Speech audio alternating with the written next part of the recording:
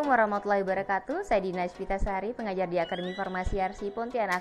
Pertemuan selanjutnya di mata kuliah Komunikasi Farmasi, kita akan membahas tentang media dan sumber informasi obat. Pertemuan kali ini kita akan membahas tentang sumber informasi obat. Nah, menurut American Society of Hospital Pharmacists atau ASHP, beberapa konten atau informasi yang disampaikan terkait obat adalah beberapa hal yang sebenarnya bisa kita lihat pada brosur obat ya, ataupun informasi obat yang kita bisa lihat pada literatur seperti ISO dan MIMS. Nah, pertama beberapa hal yang perlu kita sampaikan adalah nama. Jadi nama merek dagangnya, kemudian nama generiknya atau kandungan zat aktif yang terdapat di dalamnya, kemudian nama sinonimnya seperti misalnya gini, kalau kita punya obat dengan zat aktif paracetamol, maka biasanya kan mengandung acetaminophen 500 mg, sinonimnya paracetamol, nama merek dagangnya adalah misalnya Pamol gitu ya, atau deskriptif nama lainnya. Jadi kita sebutkan ini adalah misalnya obat ini, ibu misalnya orang datang dengan keluhan demam, kita bisa katakan bahwa misalnya ibu kami punya obat demam, ini ada Panadol misalnya, isinya paracetamol 500 mg. Nah, seperti itu. Kemudian penggunaannya atau indikasinya, kemudian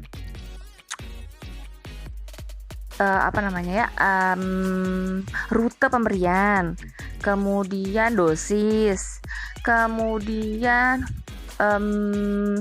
durasi penggunaan, jadi berapa lama terapi yang harus dilakukan untuk kasus tertentu dengan menggunakan obat tertentu. Misalnya kayak pasien datang dengan kasus demam, maka kita beri paracetamol. Biasanya kita berikan durasi 3 hari. Jika demamnya tidak reda, maka biasanya kita sarankan untuk pasien tersebut konsultasi ke dokter untuk diperiksa lebih lanjut.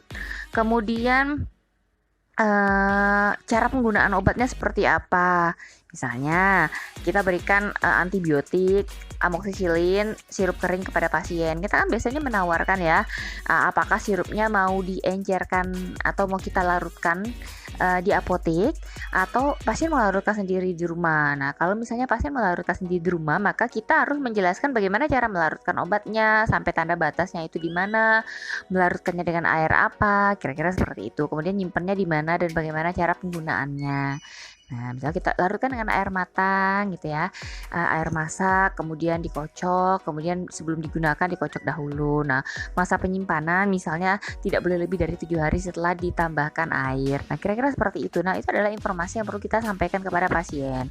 Karena gini, kayak misalnya kasus sirup kering amoksisilin itu kan, misalnya di situ tertera ED-nya 2023, tapi begitu kita campurkan air, maka dia masa simpannya kan tidak boleh lebih dari 1 minggu. Kira-kira seperti itu. Nah, itu yang harus kita sampaikan kepada pasien. Kemudian bagaimana cara penggunaannya? Misalnya diminum 3 kali sehari dengan jangka waktu 8 jam sebanyak 15 ml. Misalnya seperti itu. Itu yang harus kita sampaikan kepada pasien.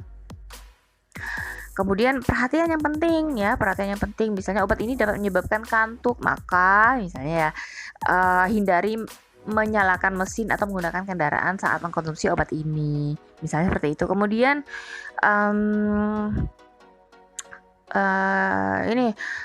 teknik dalam memonitoring secara pasien dalam memonitoring diri sendiri pada terapi obatnya.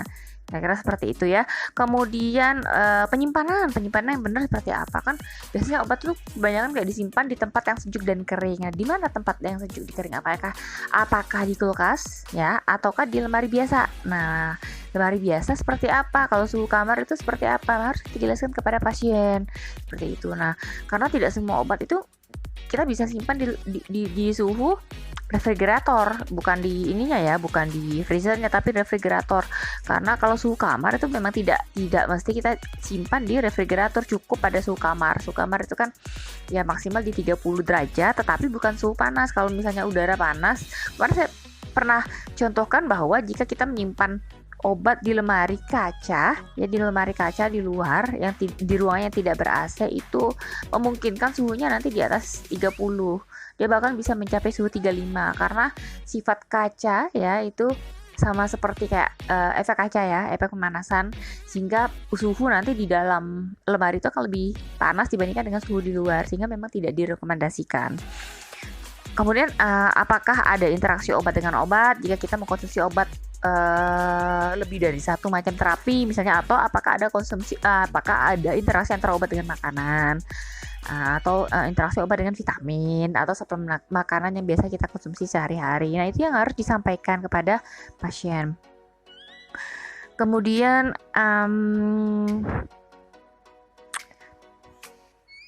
kalau misalnya pasien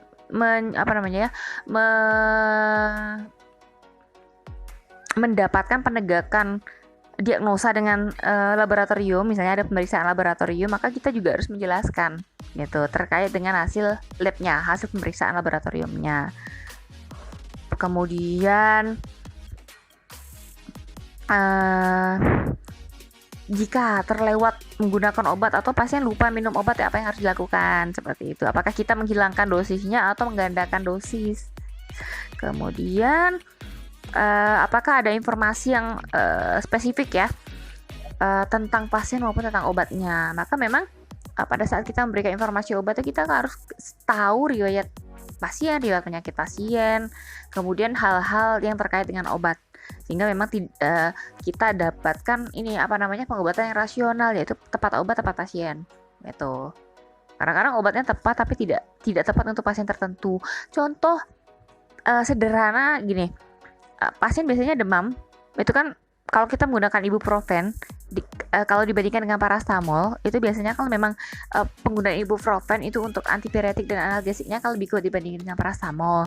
Tetapi kalau tidak tepat pasien juga tidak bisa mendapatkan efikasi yang optimal. Misalnya pasien dengan riwayat gangguan lambung, kalau diberikan ibuprofen itu pasien akan merasa tidak nyaman pada lambungnya karena sifatnya yang asam dapat menyebabkan iritasi lambung, sehingga akan terasa tidak nyaman pada lambung pasien, sehingga yang tadinya mengobati demam sehingga tidak efektif seperti itu. Makanya tepat obat juga harus tepat pasien. Nah, ini menurut Pedoman Pelayanan Informasi Obat di Rumah Sakit oleh Direktorat Jenderal Pelayanan Kefarmasian dan Alat Kesehatan Departemen Kesehatan Republik Indonesia tahun 2006, di mana sumber informasi obat itu kan dibagi menjadi pertama sumber daya, siapa orang-orang yang kompeten untuk memberikan informasi tentang obat. Nah, beberapa informasi tentang obat itu boleh diberikan oleh tenaga kesehatan seperti dokter, apoteker, dokter gigi, perawat, dan tenaga kesehatan lain. Tetapi memang kompetensi pemberian informasi obat oleh farmasis, baik itu apoteker maupun tenaga teknis kefarmasian. Kemudian bisa melalui pustaka. Nah, pustaka ini misalnya melalui majalah-majalah ilmiah, kemudian dasar pemberian informasi obatnya kita dapat menggunakan buku teks ya, buku-buku misalnya kayak drug information, misalnya drug information handbook, atau farmakologi dan terapi misalnya, atau laporan penelitian, atau juga kita dapat menggunakan farmakope. Kemudian sarana fasilitas ruangan di pelayanan kesehatan ya, sumber daya pemberian informasi obat ini akan akan berhasil jika dilengkapi dengan sarana seperti komputer, internet, perpustakaan, dan multimedia. Sekarang memang paling banyak itu disampaikan melalui multimedia untuk obat-obat tertentu yang non-etikal. Kemudian prasarana industri farmasi, ya, prasarana industri farmasi. Kemudian Badan POM, Pusat Informasi Obat.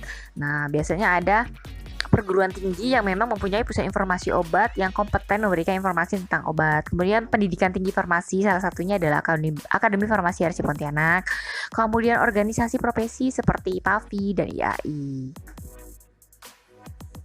Nah, pustaka yang seperti yang pernah kita bahas sebelumnya itu ada pustaka primer, sekunder, dan tersier. Nah, pustaka primer ini contohnya adalah laporan hasil penelitian, laporan kasus, studi evaluatif, dan laporan deskriptif. Jadi artikel asli yang dipublikasikan penulis atau peneliti, di mana informasi yang terdapat di dalamnya berupa hasil penelitian yang diterbitkan dalam jurnal ilmiah.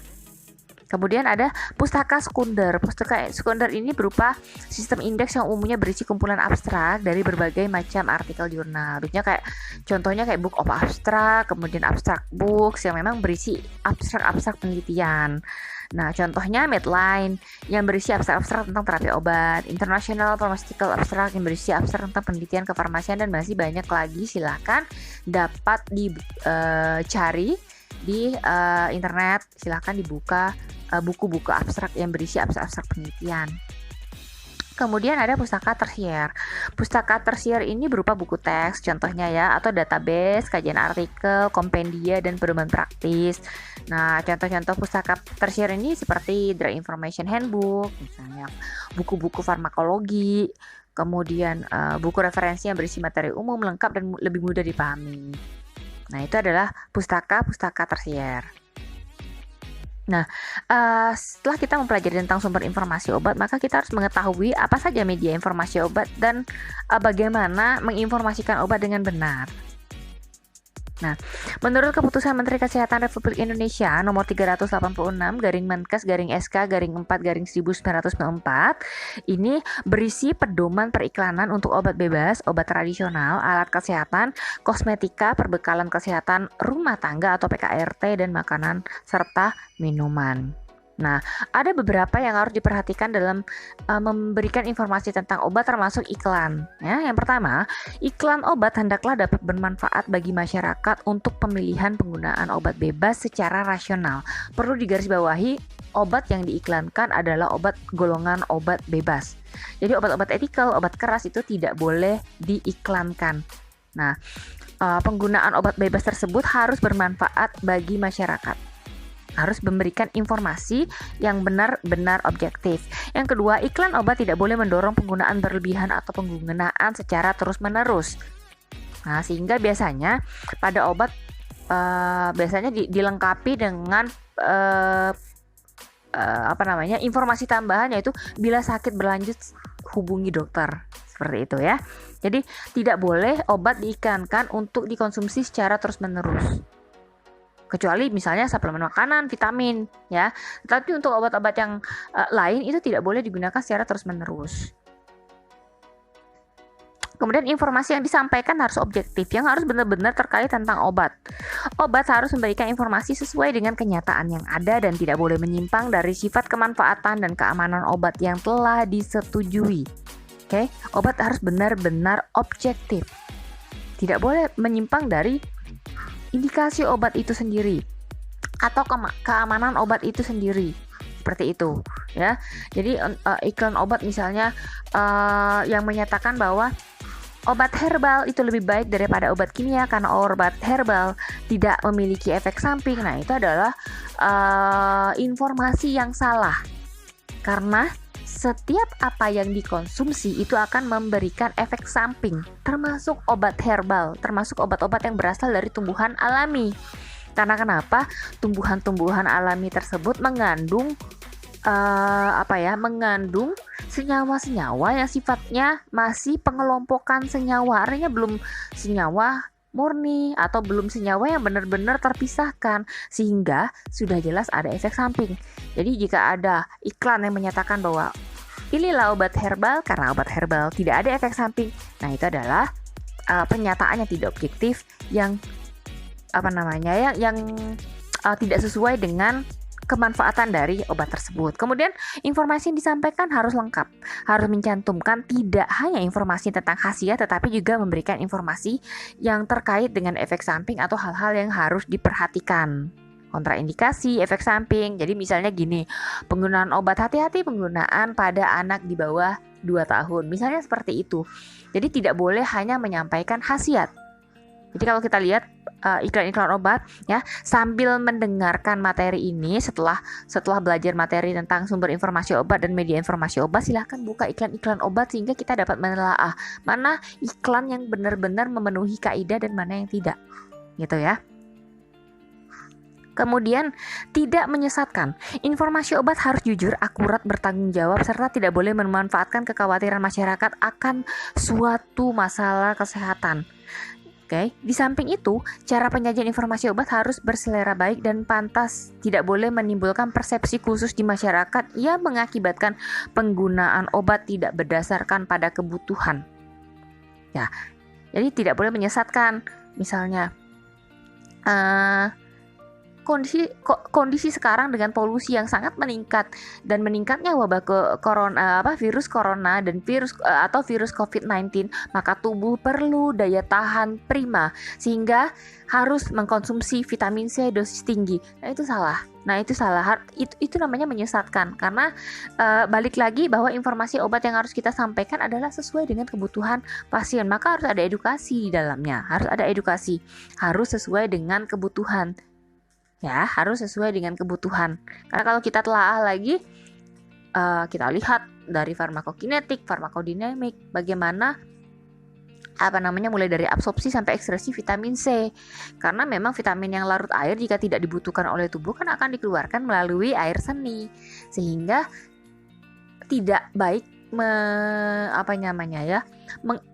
memberikan informasi yang salah terkait dengan penggunaan vitamin berlebihan. Kira-kira seperti itu. Ya.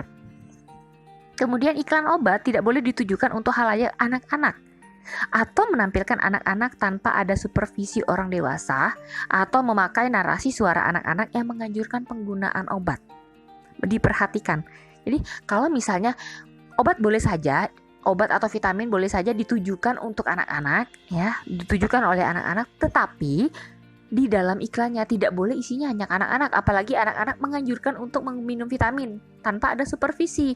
Makanya iklan yang menampilkan anak-anak atau iklan obat atau vitamin yang ditujukan untuk anak-anak biasanya itu disupervisi oleh orang tua, atau biasanya di situ ada tenaga kesehatan yang mendampingi untuk memberikan edukasi, sehingga memang anjuran penggunaan obat atau vitamin atau suplemen makanan tersebut tidak dinarasikan oleh anak-anak, karena itu tidak boleh.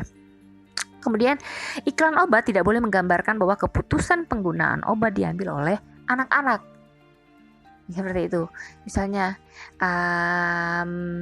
iklan obat tersebut nanti, jangan lupa teman-teman minum vitamin C secara teratur, minum vitamin C secara teratur. Kemudian jangan lupa minum vitamin C, jangan sampai lupa ingatkan ayah bunda untuk memberikan kita vitamin C. Nah, itu salah, karena tidak boleh dianjurkan tanpa ada supervisi dari orang dewasa atau tenaga kesehatan yang memang mendampingi, yang memberikan informasi terkait penggunaan obat maupun suplemen makanan tersebut. Iklan obat tidak boleh diperankan oleh tenaga profesi kesehatan atau aktor yang disetting beratribut profesi kesehatan maupun laboratorium. Karena kenapa? Kecuali itu iklan layanan masyarakat. Kalau iklan layanan masyarakat boleh menampilkan tenaga kesehatan atau aktris yang berakting sebagai tenaga kesehatan. Tetapi kalau iklan, artinya gini, tenaga kesehatan itu tidak menganjurkan pasien untuk meminum obat dengan merek tertentu. Jadi tenaga kesehatan hanya menganjurkan pasien untuk meminum obat sesuai dengan zat aktifnya atau nama generiknya, tidak pada merek dagangnya. Nah, kalau dia layanan kesehatan boleh. Jadi dilihat saja, ditelaah. Kemudian larangannya, ya, memberikan anjuran dengan mengacu pada pernyataan profesi kesehatan mengenai khasiat, keamanan, mutu obat. Misalnya gini, nanti kan ada nih aktor gitu ya, memakai jasa dokter, jasa apoteker. Saya menganjurkan mengkonsumsi vitamin misalnya X karena sesuai dengan anjuran dokter, vitamin ini sangat baik untuk Anda. Nah, itu salah. Jadi tidak boleh ada anjuran, tidak boleh diiklankan untuk merek tertentu. Oke, untuk merek tertentu. Tapi jika itu layanan masyarakat, misalnya bulan ini adalah bulan vitamin bagi anak-anak, jangan lupa bulan ini adalah bulan imunisasi bagi anak-anak, jangan lupa mengimunisasi anak-anak Anda pada puskesmas dan posyandu terdekat, itu boleh. Itu layanan masyarakat. Tetapi iklan untuk merek tertentu dilarang. Kemudian yang kedua, memberikan anjuran mengenai khasiat, keamanan, mutu obat yang dilakukan dengan berlebih-lebihan. Apalagi membandingkan suatu produk dengan produk lainnya, itu tidak diizinkan atau tidak diperbolehkan. Iklan obat harus memuat anjuran untuk mencari informasi yang tepat kepada profesi kesehatan mengenai kondisi kesehatan tertentu seperti yang tadi ya. Jika sakit lanjut, hubungi dokter. Iklan obat tidak boleh menunjukkan efek atau kerja obat sesudah penggunaan obat. Jadi kayak misalnya gini, pasien sesak napas, terus di iklannya dia minum obat, terus tiba-tiba sesak nafasnya hilang terus lega. Nah itu tidak boleh karena efek obat itu tidak didapatkan segera. Di farmakologi kita sudah dapat ya teorinya bagaimana obat itu mengalami liberasi, kemudian absorpsi, distribusi, metabolisme, lalu dieskresikan. Artinya obat nggak langsung diabsorpsi, tidak langsung obat yang bekerja di reseptor tidak langsung begitu diminum sampai ke reseptor. Maka di situ kan ada namanya onset, ada namanya waktu paru, ada namanya Tmax, ada namanya durasi, sehingga tidak boleh diiklankan. Misalnya orang sakit kepala minum obat terus tiba-tiba sakit kepalanya hilang. Nah itu adalah iklan yang menunjukkan efek kerja obat segera sesudah penggunaan obat, dilarang. Kemudian iklan obat tidak menawarkan hadiah atau memberi pernyataan garansi tentang indikasi. Minumlah obat X, jika tidak sembuh maka uang akan kembali. Nah itu tidak boleh. Misalnya seperti itu. Atau misalnya gini, kumpulkan 5 saset obat batuk X maka akan dapat ditukarkan dengan hadiah X, Y, Z. Itu nggak boleh. Jadi iklan obat tidak boleh diiming-imingi hadiah. Kemudian iklan obat harus mencantumkan spot peringatan, harus ada baca aturan pakai, kemudian jika sakit berlanjut hubungi dokter.